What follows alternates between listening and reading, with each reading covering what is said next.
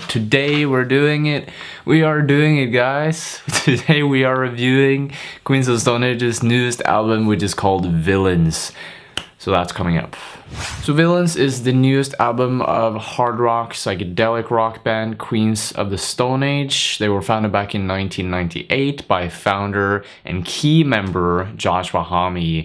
I've been a fan of this group for a very long time. I think this is actually, this is the 7th album that they're releasing. If you want to know more about their previous albums and just the history of Queens of the Stone Age and Josh Homme in general, I highly suggest you click up here. There's a video that I made, actually like a short documentary about their discography and about their story, if you're interested in knowing more about that, okay? Now, before I get specific into some of the songs, I want to talk a little bit about the album in general. When I listened to this album the first time, I had a really hard time liking it. I actually didn't like it at all, except for The Evil Has Landed, for obvious reasons, because it is leaning more towards those generic, not generic, but the standard Queens of the Stone Age-esque sound.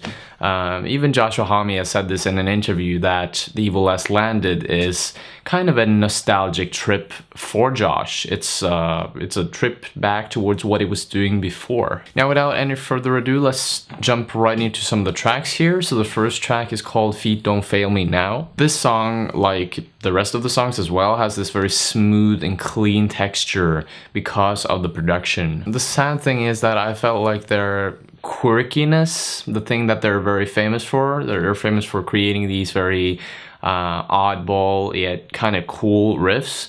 I feel like that is a bit gimmicky at this point. I mean, it's not like I can't enjoy the song. It has this bouncy, very pounding riff and beat going on, and it's impossible not to like nod your head and be in it, sort of. But at the same time, I feel like it's already used to a certain extent that it becomes a bit too much at the moment. Now the next track, track number 2, The Way You Used to Do. You know, I'll admit that this song has actually grown on me a bit, but I think that is mostly because of the fact that it is more familiarity. There's more familiarity in the picture now that I've listened to it for some time. I really don't like it that much. It's not like I have to put it on again because it's addictive. It doesn't have that factor at all for me. Domesticated Animals is the third track, and this is definitely one of the more dissonant tracks off of the album. It has this crunchy bass and synth alterations in between here that I really love. I feel like Homme's singing in the chorus, or right before the chorus, I think. He's singing this dun dun dun dun dun dun dun, and I just felt like that was a bit weird. I just couldn't digest it for some reason. It was like, why do you sing so linear with all the other instruments? It just sounds weird. Like, get it away. For some reason, I feel like all the parts of the song are kind of unhinged. They're all hanging by a thread that is almost about to like... It's like a deck of cards that's almost about to fall down. That is what I feel about the segments in the song. It doesn't feel cohesive. It feels a bit pieced together, if you get what I mean. Track number 4, Fortress, is one of the softer songs on the album. Josh lowers his shoulder, he's calmer, he's delivering this gliding, soft vocal delivery. Now, at first I thought the song was mediocre, but then I thought, hey, I have pretty high standards for Queens of the Stone Age's music, so I should lower my standards a bit. So I think this is a mediocre song, or at least I thought so. But then I started listening to the lyrics, and that is what kind of grabbed my attention after a few listens. Now here's a little snippet, okay? If ever your fortress caves, you're always safe in mine. Now, I watched one of the interviews that Zane did with Josh Homme, and in that second video of the interview, he said that Fortress was a song that was kind of dedicated to his daughter. My daughter can always listen to that song, and even when I'm gone, she'll have that, you know? And the music is my way of saying things that are difficult for me to understand and say. And in many cases, I I learn to say the things after I play them. He had a hard time saying things and putting things into words, so he explained how it was easier for him to sing about stuff.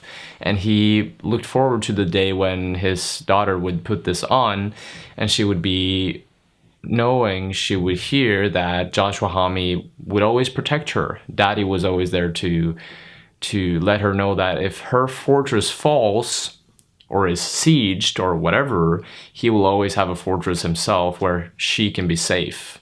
So yeah, kind of like the meaning there. But man, the instrumental, the melodic part, the synth, the guitar, the bass, I feel like all of the instrumental and melodic segments are just slapped on top of each other like cheese and ham and salad on a sandwich or something. Now I want to talk about track number 6, Unreborn Again.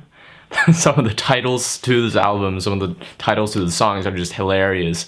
Anyways, this song, if there weren't any vocals over this, if Joshua Homme hadn't sung on this, I wouldn't have noticed that it was a Queens of the Stone Age track, because it's so different sonically from all of their previous songs, some previous albums. During the break, you can hear this evil circus-esque melody that is played by the synth.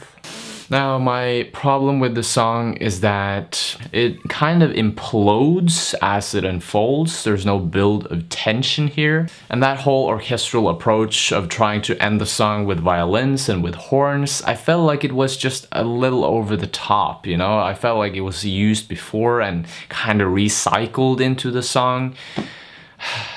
Kind of disappointed me. There are tracks that are starting to grow on me on this album. Feet Don't Fail Me Now, The Way You Used to Do, and Fortress are a few of those songs that are starting to grow on me now. I'm starting to like them a little bit better.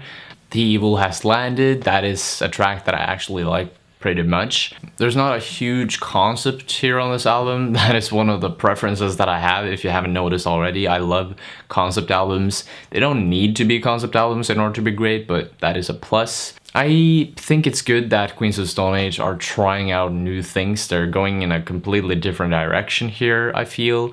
But at the same time, it seems like they're pushing themselves into something, an area, a space where they didn't actually know what to do, and then they just created something, and this is what it is. They certainly know how to create songs. There is good material here. I mean, if you don't know that much about rock music, and if you don't have that much of a preference to things, maybe you will come to like this pretty much.